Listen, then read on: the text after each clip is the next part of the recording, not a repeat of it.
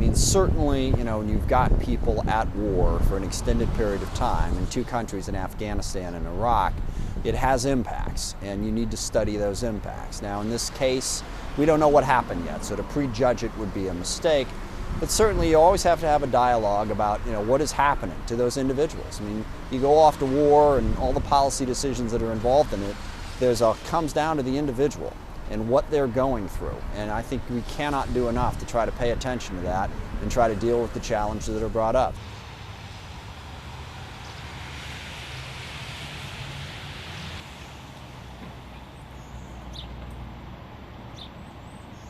Well, based on my interaction with the Afghan people during my trips there, and you know, some of the members of parliament have come to the United States, I think they're conflicted.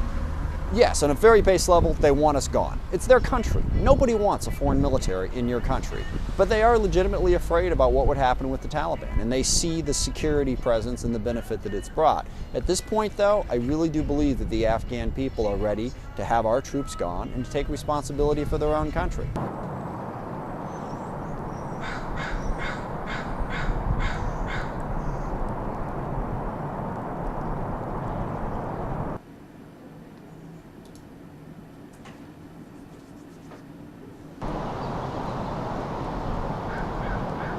In this particular instance, there's so many people to be concerned about this. Certainly, the families of the Afghanis who were murdered. I mean, our hearts and our prayers go out to them. But also to this young man in his fourth rotation. You know, we weren't created for war.